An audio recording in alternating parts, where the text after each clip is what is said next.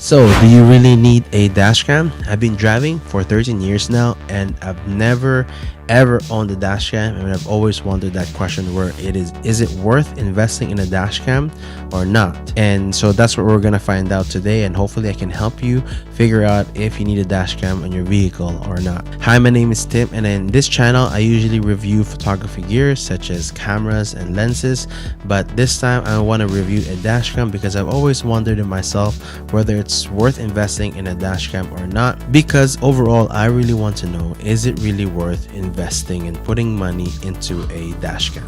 But before we set up the GKU D600, let's first talk about why do you need a dash cam in the first place and why dash cams are important. Well, the main reason that dash cams are so important is because the video evidence is hard evidence to deny with. So when it comes with car incidents, you can really tell which one is in the wrong because of the video evidence that is in place. If you didn't have that video evidence, it is your word against the other person's word, and what if they're lying, or what if they're not, what if they're not telling the truth?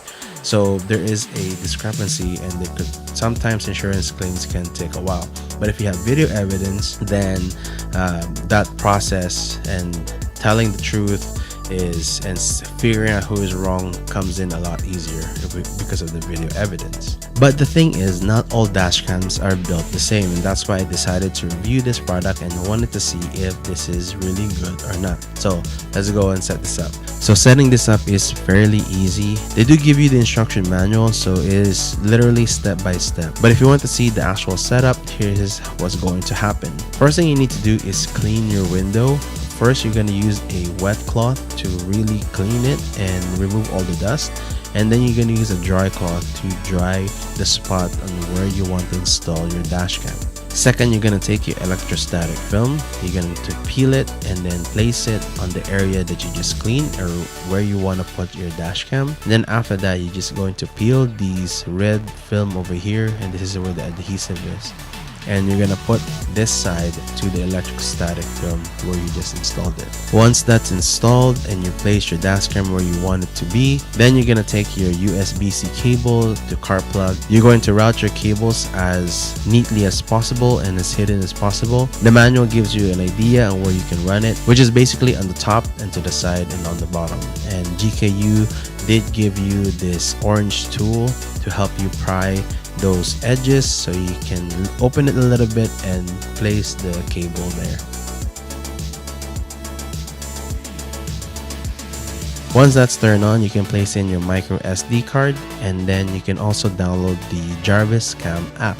Now the Jarvis Cam is very easy to use. First, you're going to go to your Wi-Fi and find the GKU Wi-Fi. You just connect to it with the password that they give you in the manual. And once your dash cam is connected to your phone, that's very easy to use. The two buttons at the front lets you take a photo or take a video, and then on the bottom corner here is your camera settings on how you want your dash cam to function.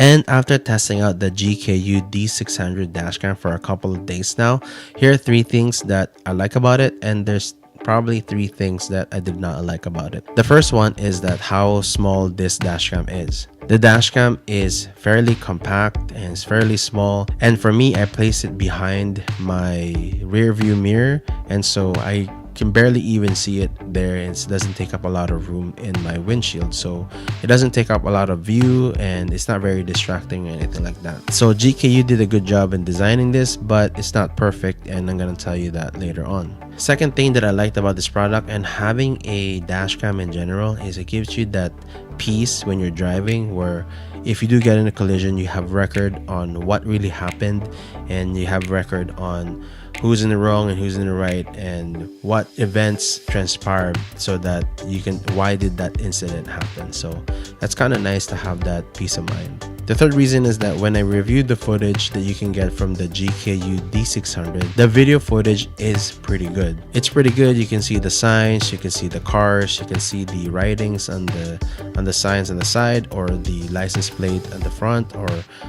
you know, the cars around you. But I'm also going to say that it is not perfect, and I'm going to tell you later why. So the three things I did not like about this is that it's kind of the same thing as the three things that I liked.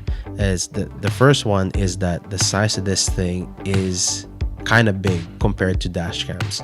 Now this dash cam is fairly small, and I can barely see it when I installed it in my windshield, but there are dash cams out there that's a lot smaller, such as the Garmin Mini, and I've seen that thing around, and that one is just like, it's very small compared to this dash cam, even though this is already small. The second thing that I did not like about the GKU D600 is that it starts recording as soon as you turn on the car, so it doesn't have that voice recognition where you can say, you know, start recording or anything like that. It just records all the time, and so I don't know what happens when the micro SD is full, and does it just right over the SD card? I'm not so sure. But the thing is, to fix that is maybe that's why they designed this where it just records all the time, so that it captures everything all the time. Now the GKU D600 says that it records in 4K, and although the footage is pretty good, don't expect like footage that you can get from a Sony camera where you have lenses and all these things. So it's still kind of grainy in a way. But it records in 4K as they mentioned, and like I said, the footage is pretty good. Don't expect like high quality HD where kind of like you know in movies or something like that, or even YouTube videos. So upon owning the GKU D600 and having a dashcam in general, let's answer the question of, do you really need a dashcam? Well, the thing is, yes and no. For me, I think it really depends on the situation you're in, depends on the city where you live. If you live in the city where incidents happen all the time, such as, you know, here in Canada, if you live in the bigger the city, there's going to be more people, and so there is more incidents that can happen. And so if you live in a big city like Vancouver, Toronto, maybe Edmonton and Calgary, then dashcams might be a great idea, because car incidents are more likely to happen than not. And so you probably need a dashcam when you live in these cities. Now, if you live in a small town where there's not a lot of incidents around, then you probably won't need a dashcam at all. But at the same time, it's also a great idea to just have a dashcam even if you don't live in a big city, because incidents happen and people make mistakes, and even though they don't intend to hit your car, sometimes it does happen. And so having video evidence is kind of proof that, you know, that the person hit your car, because a person can always deny or lie that they didn't hit your car.